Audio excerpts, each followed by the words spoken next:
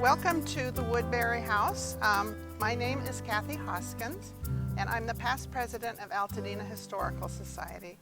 I've lived here in Altadena since 1950. This home was built by Captain Frederick Woodbury, who was he was a Civil War veteran. He was a farmer from Marshalltown, Iowa. Very prominent family. He had a younger brother, John, who was in charge of the bank that the family owned.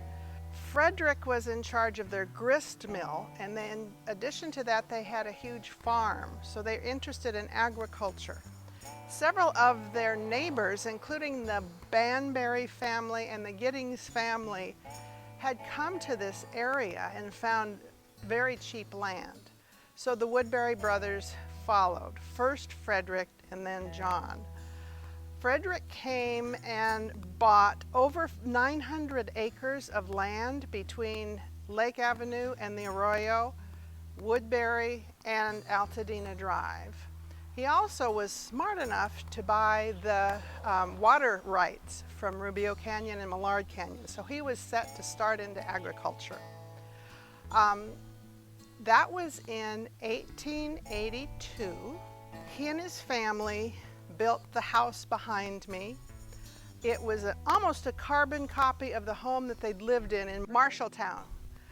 It's called either Italian Victorian or American Gothic. It's kind of a combination. It had 7 fireplaces and a huge wraparound porch, so it was very visible. The view must have been spectacular all the way to the ocean. So the people in Pasadena saw it and went, well, maybe we should build up there. One of the improvements they made was putting an access road up to their property, which is now called Santa Rosa. They had lived here through enough storms to know that they needed drainage ditches on either side, and they lined those with rocks from the Arroyo. Enter John, the younger brother, who was the banker and more into real estate development.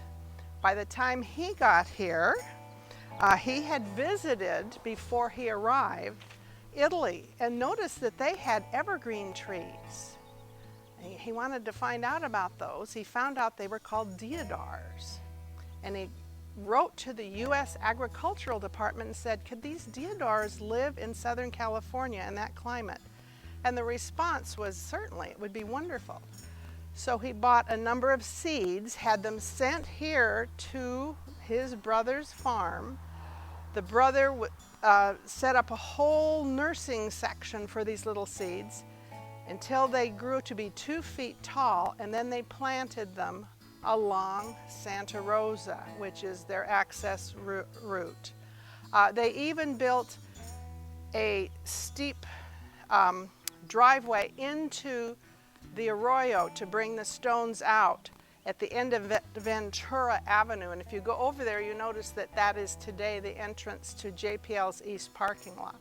So the deodars were ordered, they were planted on Santa Rosa. In 1920, as you know, that became Christmas Tree Lane. The property since then, first Fred and his wife, his children had grown, they moved to Pasadena, and a man named Walker that we don't know much about purchased the property. We don't know much that happened until 1894 when Hampton Story purchased this property. Mr. Story had been a developer for Coronado Island and built the Hotel del Coronado. When he came up here, he added a 60-foot ballroom onto this property, and it became the social center for Altadena at the time. Next was Rolf Goddard, who lived here for a while. He had a coffee shop here, which I thought was interesting, and also a temporary sheriff's station while they were before they built the new one. In fact, the next owner, whose name was Otto Heidelberger, sold part of the property to LA County for the new sheriff's station and the fire department. So that's why we see that on this property.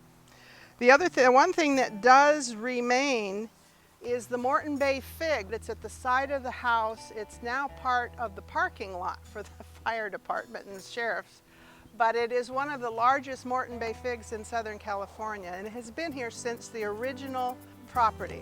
Thank you.